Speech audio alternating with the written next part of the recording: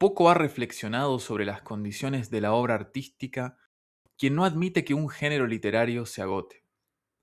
Con estas palabras, José Ortega y Gasset apuntaba contra una concepción romántica de la literatura, según la cual la renovación constante de las formas literarias era posible merced al talento individual de los escritores. Para Ortega, la novela en particular había entrado en un proceso de decadencia que paradójicamente coincidía con su cenit. Es decir, si la forma novelística estaba en crisis, era precisamente porque este arte había alcanzado tal nivel de perfección que superarlo se tornaba casi inconcebible. Casi inconcebible, mas no imposible. En este segundo episodio de la serie dedicada a la muerte de la novela como una idea recurrente en la historia de la crítica literaria, vamos a ocuparnos de un ensayo de don José Ortega y Gasset para familiarizarnos con el diagnóstico que este filósofo español hacía de la novela y vamos a conocer qué avisoraba para el futuro de este género literario. Mi nombre es Néstor Suárez y una vez más les doy la bienvenida a este espacio dedicado a la literatura, la teoría literaria, la crítica y afines.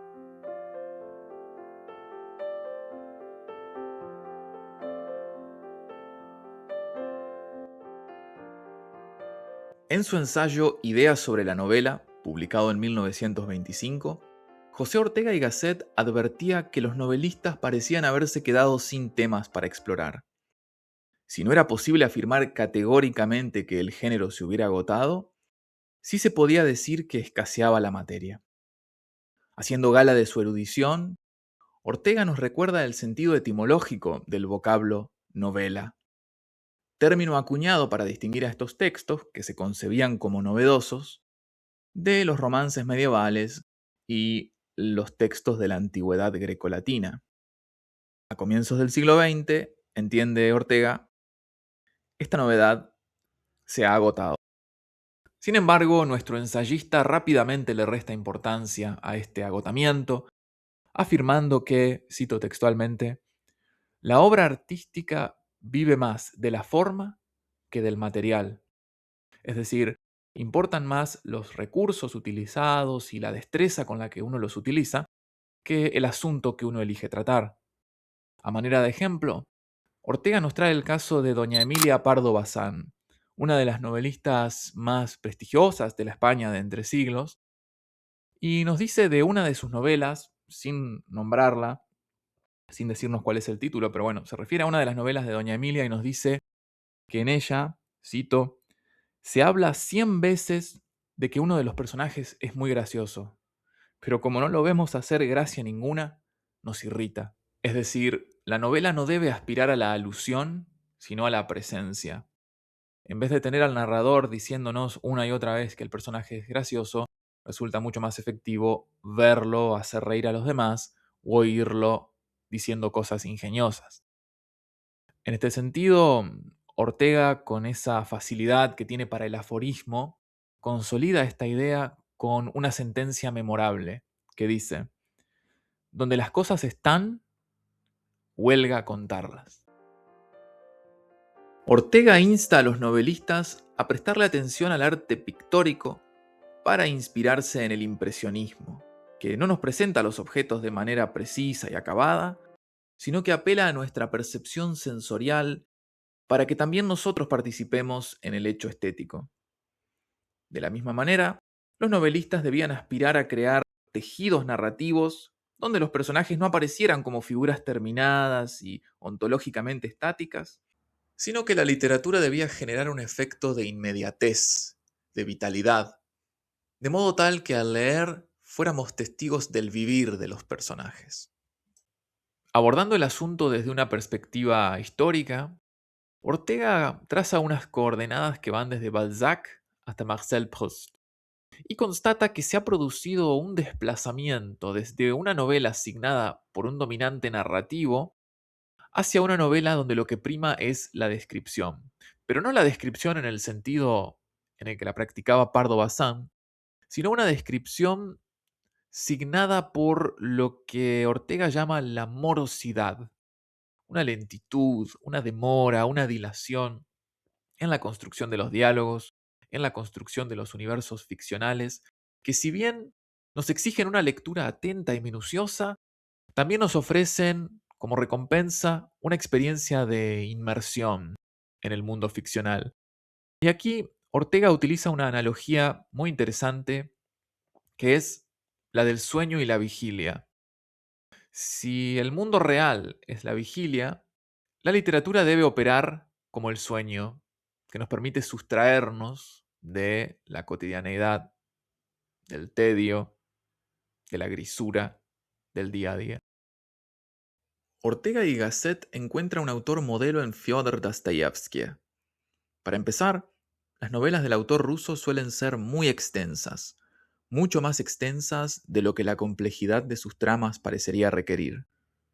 Esto en sí ya es un indicador de que sus textos no nos presentan una mera concatenación de hechos y descripciones someras, sino que nos permiten empaparnos de los personajes y del mundo que habitan.